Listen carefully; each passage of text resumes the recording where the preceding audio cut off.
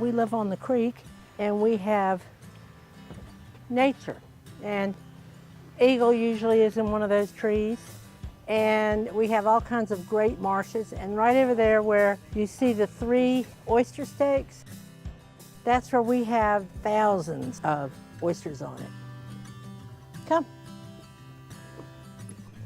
And the river otters like to eat them.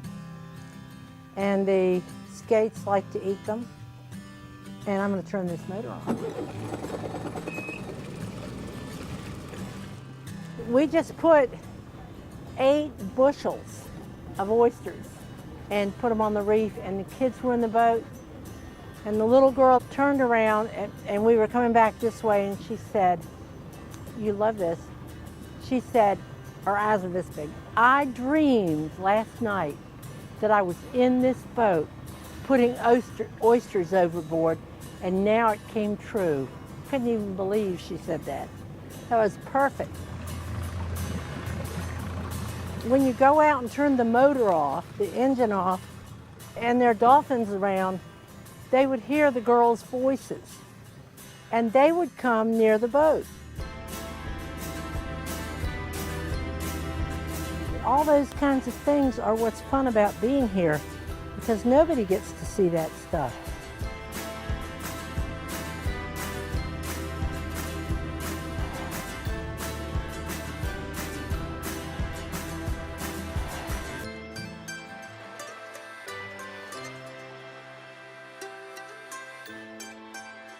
Karla is a Renaissance woman.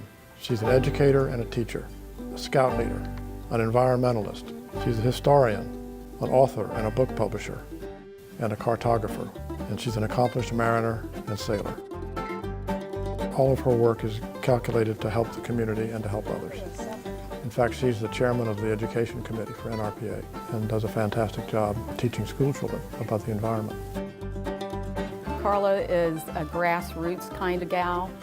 She's one of those that you expect to be there with her sleeves rolled up, really digging into what it takes to make it happen. And if you look around Suffolk, you'll kind of see her handprint throughout the community. You really do have to invent that little wheeled cart that all 3 dogs can pull it to. One of the things I appreciate about Karla is her sense of humor.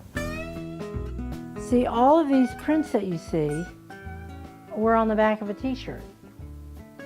And then we sold them. And we laundered the money into equipment for Girl Scouts and or the community.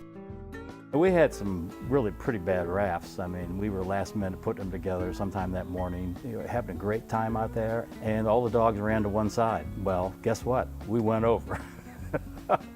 We got drenched, and that's probably not the first time we got wet, but it was fun. Karla's like Tom Sawyer. She makes everything look like it's fun, so everybody wants to join in. Then they find out that it was a lot of work. I had a tradition of writing books, and I thought, you know, we could tell the story of Crittenden, Eclipse, and Hobson through the storytellers in the community. She always comes up with something, and her favorite saying is, "We can do this," and she says it with a smile, and everyone around her goes, "Oh boy, what's it going to be, Karla?" But she's inspiring enough that she gathers people up who work hard and get it done. What was wonderful was that the people that collected and told the stories had a voice in their history. I probably would have been a better student if I had been in her class. It seems to me she goes beyond what you'd expect, something better. And the map, a pictorial map particularly, creates a sense of place. This is the place where the lighthouse stories happened, or that's the place where the Constitution happened on the pictorial map. And then you can picture where you are. Karla's good at identifying a problem, and then she becomes part of the solution to the problem. And she does that with such creativity that she sort of sucks you in, and then you become part of the solution too. And now Suffolk is on on the map, literally, because of Karla's efforts. I design all these kinds of things because it makes me crazy if someone else does it and they don't do it the way I want it done. She is that force, and you want to work with her because she seems to have energy that just doesn't quit. And so is a force to keep up with, too. And so that's basically what we have here. My parents met in World War II. Dad was in the Navy, Mom was in the Coast Guard. So we'd been Germany, Denver, Missoula, to Tidewater, Virginia. When we finally put down those roots, I joined the Girl Scouts, and I did it until I got married, and I took a couple years off. Then I went back, took the kids with me. They were little. We did sailing and canoeing adventures that were out of this world. We just were always involved in doing something fun. Cross-country trips in the car. And she was a history teacher. So anywhere you went, you got the history lesson. We have this adventure person, you know, all the time, and who's our cheerleader. I would tell the story all the way up the road, and they would be listening to music.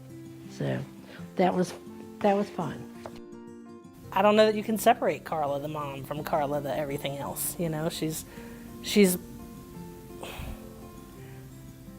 all of those things that everybody else talks about. Like, her whole thing for our whole growing up has been volunteer community service. I think she's proud of our family and what we've done. She does not like the spotlight, but she's so deserving of it. Being married to Jimmy Smith for 40-some years, that's something to really be proud of. Love you, Dad. She was, of course, always been in scouting, I guess, most all her life. I met her up there. He called me one day and said, if you're coming up here this afternoon or tomorrow, this girl up here Karla has got a Jeep that's broke down, and if you'll look at it. And I went up there and looked at it and told her if she put gas in it, it would run. And so it was just from then on. Jimmy, having grown up in the neighborhood, knew everyone, and everyone knew Jimmy. So therefore, everybody got to know Karla. Well, at first appearance, Karla is very laid back, but she is intense in what she wants to get accomplished. She's a wonderful teacher. She's a tremendous advocate for what she believes in. To me, she epitomizes what a first citizen truly is. You're not in the limelight, just doing what you do, what you love to do and have a passion for. And she's touched so many lives. I couldn't think of a better person to have been selected by the Rotary Club. She found out that she had come down here on a real narrow piece of land, a peninsula. Chuckatuck Creek over here, Nansemond River over here, and down here at the end, the mighty old James River. She had fallen in love with the area. And honey, not only did she fall in love with the area, she fell in love with the people.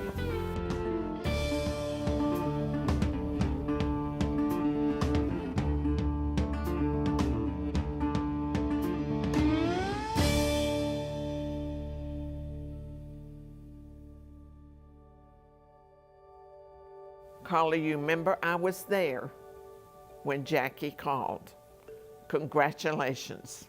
I have to say, your response initially concerned me, but once you found out it wasn't all about you, in that it was about fundraising and the dollars going back and serving our community, you sure warmed up real quickly. That morning, I had to stop. I had to pull the car over. I was shaking. I was literally shaking with excitement. I had to pull over, and I drew a tear. And it was a tear of happiness for you. So congratulations. I have watched you be a giver, a contributor to Girl Scouting, to kids, to the community, to humankind. I can't imagine a more deserving person for this honor, so congratulations. Karla, congratulations. We've been through a lot, and there's a lot that I forgot that you remember. But congratulations on being First Citizen of Suffolk, and hope we'll continue for many more years. We are definitely helping the environment. Keep on doing what you're doing. You're a great girl. Karla, Joe and I would both like to say how happy we are that you finally got elected First Citizen. It's something you deserve, and we're really proud of you for this accomplishment. And woohoo, what can I say? You know, this is one of the greatest pleasures I could ever have, to see that you have received this honor. All of your friends endorse. You're always working for everybody else, and you really do deserve this. I love you. I'm so proud of you. Mom, I'm so proud of you and everything you've accomplished, and I'm so proud that I'm your daughter. You're the best. Most of what I say to her, we can't say on that camera. No, Karla, it really is. I'm proud of you, and I think it's a really nice and great thing that you're getting recognized for all your hard work. And I know you just continue on doing what you're doing, and it's not a big thing to you, but it is to a lot of people. So good luck, and hope you keep on going like you're going. Love you. Well, I was in Richmond. You know, I spent a lot of time there. I get a call one Sunday morning. The budget's coming out that day, I believe it was, and so I had to get in early to get ready to give my speech. Phone rings, and it's Jimmy. He says, "What are you doing?" I said, "Well, I'm getting ready for the budget." He wanted to make sure I wasn't in church. I said, "I'm not in church. I'm in Richmond." He said, "Well, I cut my finger off yesterday." And I looked down. Uh-oh. Washed it off, washed the sink, wrapped it up. And got it in my freezer, and I want to know if they can help me preserve it. I tried to drive, but I couldn't hold the bandages on and drive at the same time. By that time, Karla came home. She took me.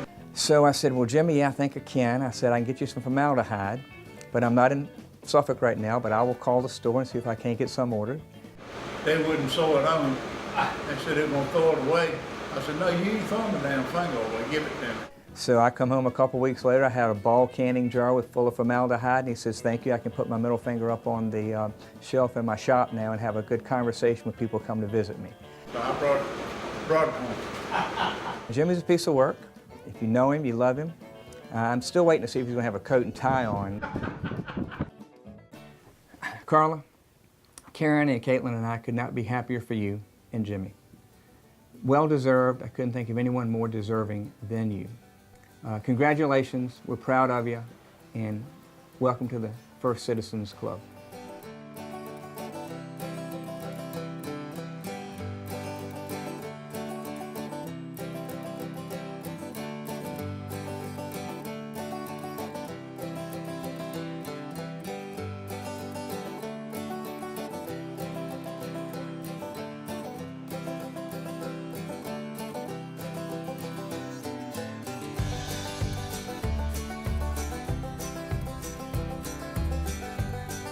I can't see, it's dark.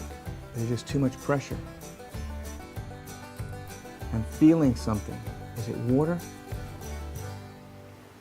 I'm in an oyster.